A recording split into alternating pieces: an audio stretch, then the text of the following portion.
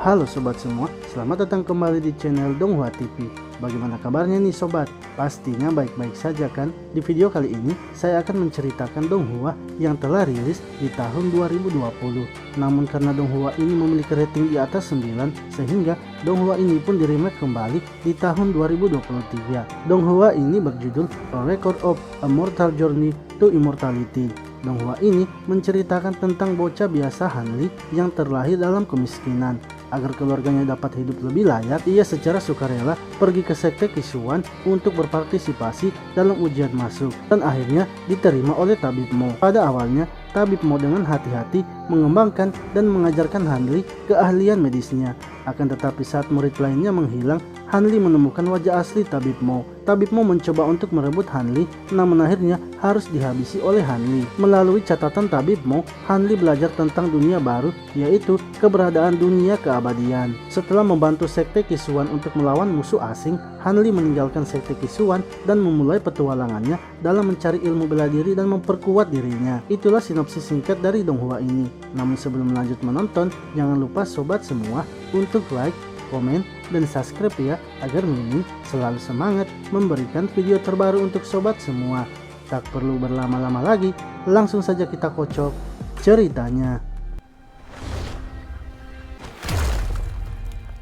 Cerita dimulai dengan seorang pria yang bernama Hanli datang ke sebuah pulau, yang mana saat itu ia akan melakukan perburuan monster. Lalu setelah mempersiapkan perburuannya, monster itu pun datang. Karena yang datang adalah monster siluman tingkat 7, ia pun menyuruh monyetnya untuk bersembunyi.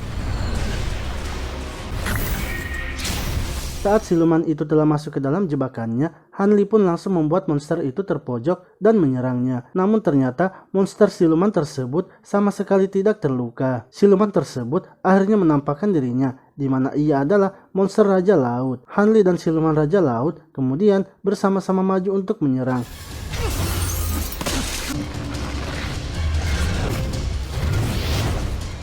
Hanli dengan gesitnya menghindari semua serangan siluman Raja Laut, hingga ia terpojok dan terus menghindari serangan yang dilancarkan kepadanya. Hanli akhirnya berhasil mengenai siluman Raja Laut. Akan tetapi siluman Raja Laut terus mengamuk dan Hanli pun berhasil memotong tangannya. Namun ternyata siluman Raja Laut mampu membuat tangannya tumbuh kembali. Siluman Raja Laut yang semakin kesal kembali menyerang Hanli. Hanli akhirnya berhasil membuat siluman Raja Laut tersegel. Akan tetapi dengan kekuatannya, siluman Raja Laut dapat menghancurkan segel tersebut. Hanli kemudian menyerang siluman Raja Laut dari atas dengan teknik meteor apinya. Siluman Raja Laut kini tak bisa menghindari serangannya itu. Setelah menerima serangan itu, siluman Raja Laut ternyata tidak tergores sedikit pun. Siluman Raja Laut kemudian kembali maju menyerang Hanli. Hal itu pun membuat Hanli akhirnya mengeluarkan teknik pedang raksasanya. Setelah berhasil mengalahkan siluman Raja Laut, Hanli mengambil bola mutiara hijaunya. Hanli kemudian melihat bulan yang sedang purnama dan ia seketika mengingat masa lalunya. Cerita pun flashback 100 tahun yang lalu, di mana saat itu Hanli masih remaja dan sedang mendengar obrolan orang tuanya. Mereka ingin agar Hanli bergabung dengan sekte Qixuan yang akan membuka penerimaan murid baru. Karena jika Hanli bisa bergabung, ia bahkan bisa membuat warga desanya untung. Mereka juga kini tak bisa lagi hidup bersama karena akan kelaparan. Jika Hanli bergabung dengan sekte Qixuan, maka mereka juga akan mendapatkan uang. Ibunya pun tidak setuju dengan keputusan itu dan ingin mencari cara yang lain. Lalu tiba-tiba Hanli datang menghampiri mereka dan mengatakan kalau ia bersedia pergi. Esoknya Hanli kemudian berpamitan kepada keluarganya. Ibunya sangat bersedih karena Hanli harus pergi. Sementara adiknya mengejar Hanli yang telah pergi dan memberikan sesuatu. Lalu di dalam kereta kuda itu, Hanli bertemu dengan seorang pria yang memberikannya ubi untuk dimakan. Pria itu bernama Sangti dan temannya yang sedang rebahan bernama Li Feiyu. Lalu mereka pun berhenti di sebuah tempat dan menjemput seseorang yang bernama Wuyan. Namun ketika Wuyan masuk ke dalam kereta itu, ia malah menghina mereka bertiga. Yang mana hal itu membuat mereka bertiga marah. Tibalah mereka di sekte Qishuan dan akan melakukan tes ujian masuk yang dipimpin oleh tetuamu. Ia menjelaskan bahwa ujian tahun ini sangatlah mudah. Mereka hanya perlu mendaki dan sampai di ujung tebing pemurnian tulang sebelum siang hari.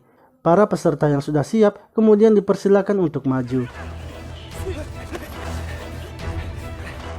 Di tengah perjalanan, Hanli berusaha menyemangati Sangti yang kini sudah kelelahan. Sementara Li Fei masih terus berlari mengejar Wu Yan.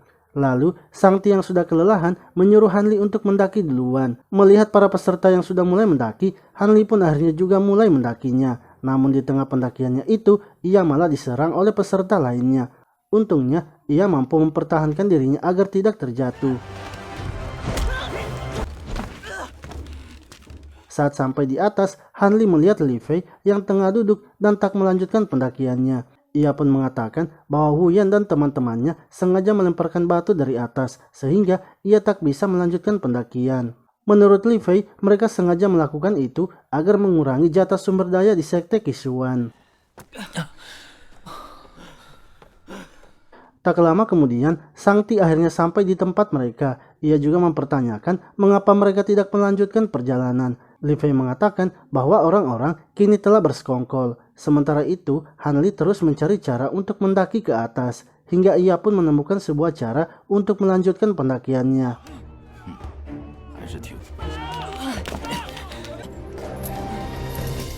Apa yang mereka lakukan itu ternyata dilihat langsung oleh ketua sekte Qishuan yang bernama Wang Sangmen.